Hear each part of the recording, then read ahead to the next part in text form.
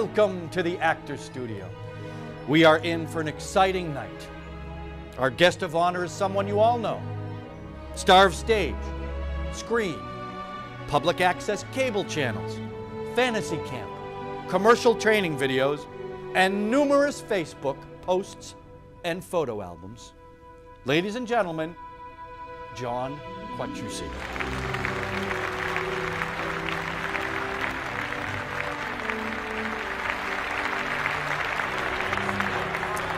I wanted to thank you for joining us on your 50th birthday celebration.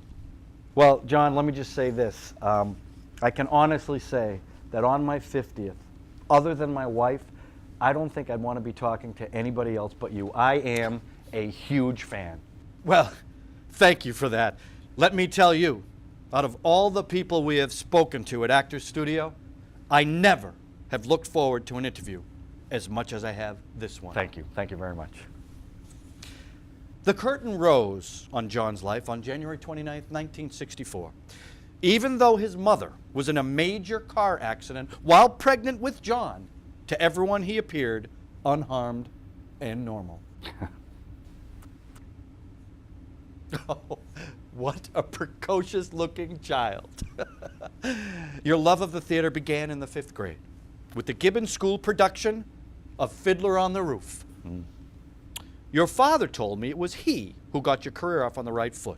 Can you share with us that story? Well, I don't know if that's true, but what happened was I found out about the auditions for Fiddler on the Roof, so I went to my father and I told him about it, and he was really excited. He said, "What part are you going for?"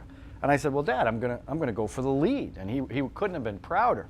And then I told him I'm gonna go for the fiddler, and he laughed. And he said, "John, the fiddler isn't the lead, it's Tevye." And I said, "Dad," and I'm thinking to myself, he's a heating guy. What does he know about plays, right? So I'm like, "Dad, it's called Fiddler on the Roof, so the fiddler's got to be the lead."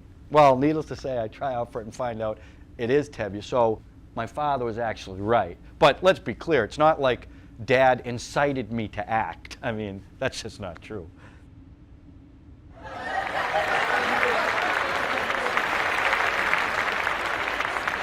Oh, marvelous. Around this time, you had your first brush with national exposure. As the publicity for Fiddler on the Roof went into full gear, the show and you were featured in a photo centerfold in the New York Times of Stoughton, the Shopper's Guide. How did you deal with the fame at that age once the photo spread hit? Well, the truth is it isn't as difficult as you would think, because we had this full centerfold spread with a lot of pictures, and I was in like 7 or 8 of them. But I was misidentified in every photo. Under the photo, it read Gerald Abelow, not my name. He was the rabbi. So it really wasn't an issue at all, to be perfectly honest. Oh, unfortunate. As time progressed, your acting career exploded.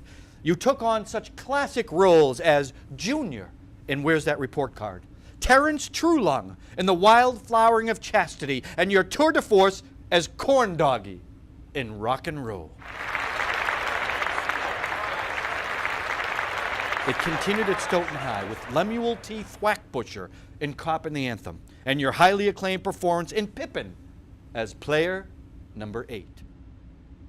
A biggie. It's a biggie. Your high school career and little theater career continued to flourish with How to Succeed in Business Without Really Trying, Mr. Roberts, Dracula, Tribute, and finally capping off your high school career with the role you are most identified with, Danny in Grease.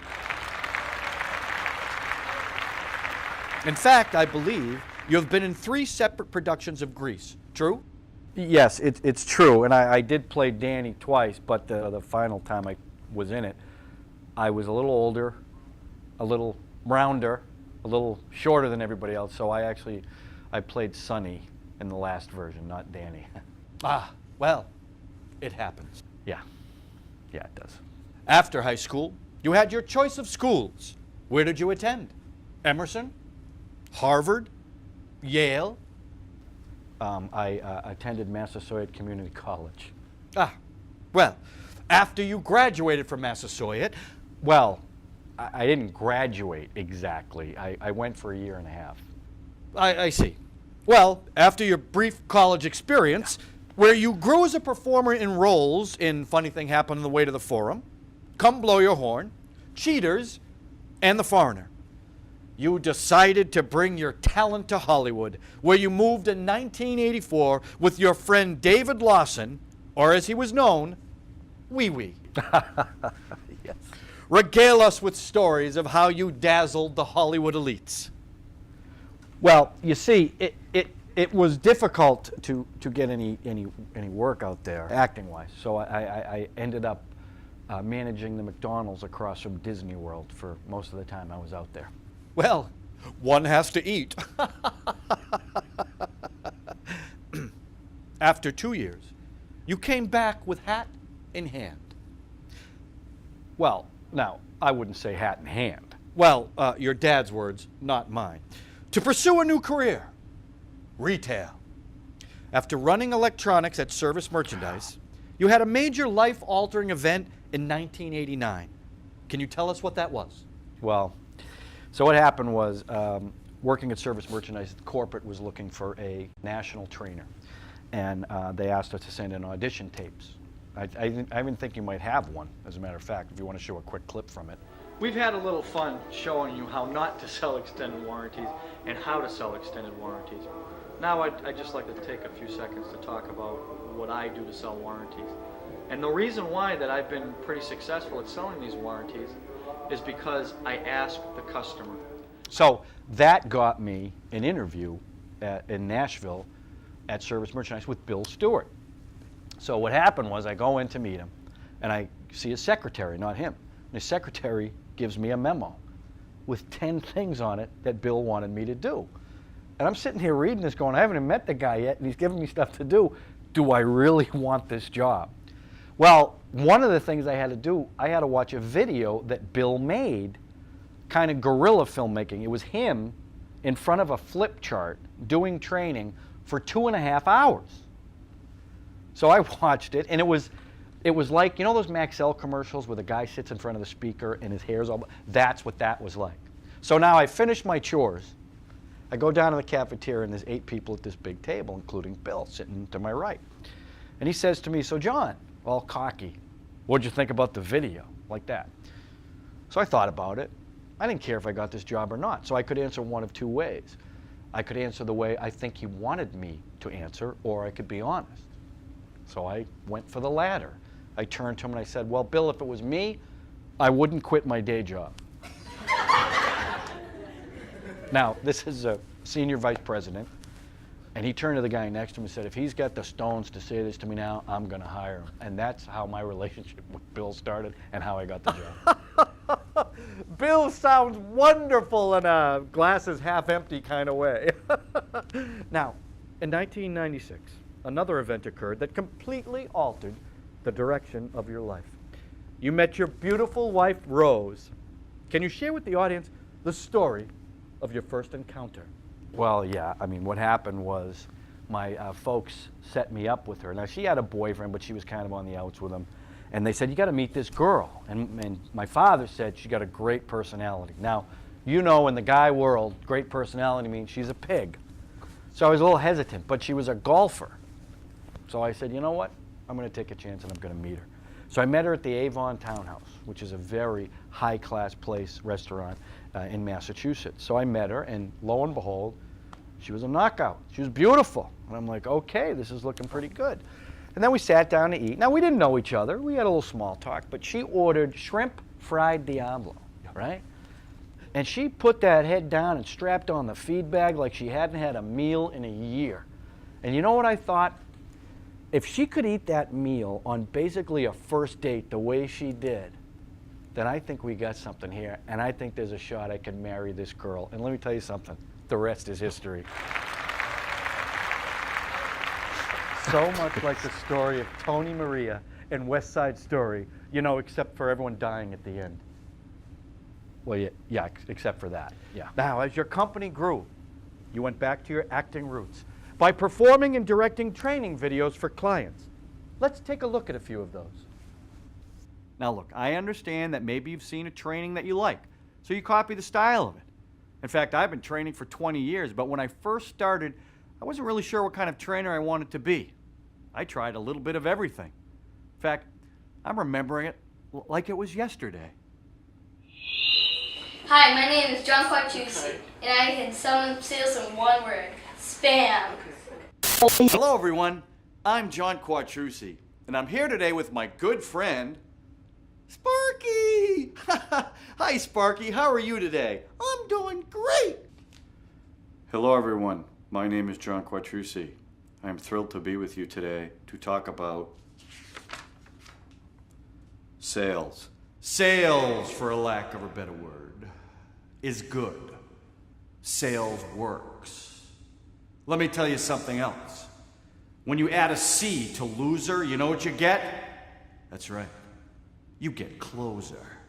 The first thing you need to understand is when a customer says no, they don't mean no. What they mean is they want to know more. So you take 3 no's before you give up. Oh, you don't like that? You think that's aggressive? Well, too bad. Oh, are you crying? Are you crying? There is no crying in retail. I laughed, I cried. They were better than cats. Switching gears. Where do you stand on politics? Oh, listen, I tend to keep politics very personal and private because I think it's a very personal and private thing. I leave that all to my brother-in-law, Danny, who spouts off about every subject there is. I choose not to do that. Well, very diplomatic of you and wise. Thank you. Let's end with rapid fire questions. Ready? Okay. Favorite film? There's 2, Raiders of the Lost Ark and Citizen Kane.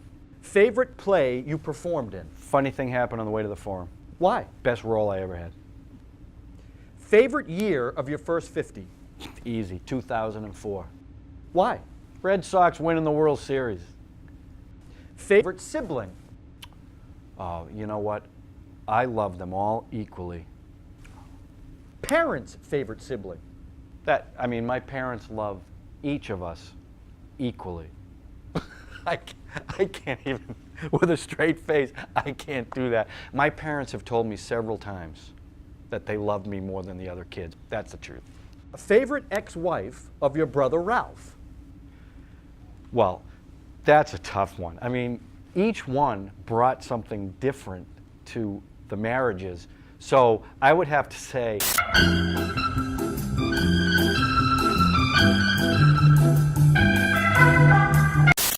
a favorite Red Sox player you've seen play? Dustin Pedroia. Why? Because that's one baseball player I'm taller than. Favorite Red Sox player of all time? Well, I've never seen him play, but Ted Williams. Favorite golf course? Cedar Hill in Stoughton. I'm kidding. Pebble Beach. Favorite saying of your father? Well, that's a tough one because there's 2 that he's famous for. One of them is when I used to work with him, he used to call me a hand cranker. Kind of interesting. But the other one he used to do, he used to say this a lot, and I'm not really quite sure what it meant, but he used to say, "You're a loser without a mezuzah." Loser without a mezuzah. What does that mean? He's really never explained it clearly, but I do like it. Favorite saying of your business partner, Bill? Okay, there's one that, since I've known him, he's always said, and he's the one guy that actually makes it sound cool. He says, "Jeepers," a lot. Yeah. Favorite client? My favorite client? Well, that's simple. It would have to be, they're the best. Favorite thing your mother has said to you? Well, okay. One time, my face was a little more swollen than normal. And I was kind of down about it. And my mother, in a very motherly, caring way, to make me feel better, said to me, "John, you can't help it. Your face is just fat." Yeah. Yeah. Favorite Rose story? You know, I had a feeling you were going to ask this because, like I said, I'm a big fan. I watch the show. So, because there's a lot of great Rose stories, but there's one, when I think about it, it really makes me laugh out loud. So what I've done is I brought a clip. Do you mind if we show it? You know what? This is the best evening ever.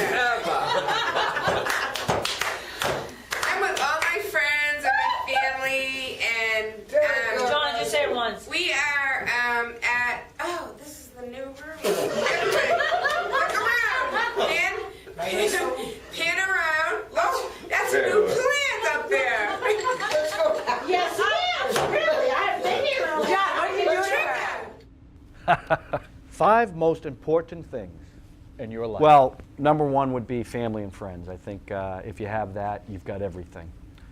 Number 2 would have to be the Red Sox. I've been a big Red Sox fan as long as I can remember. It means everything to me.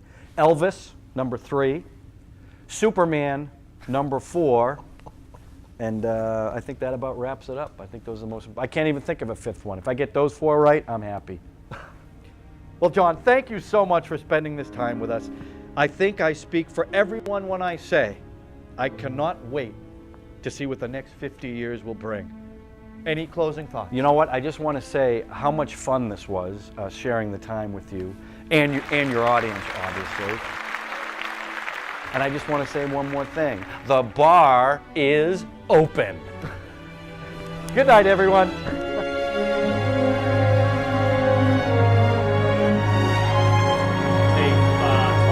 Pick up Tony and Maria, take 1.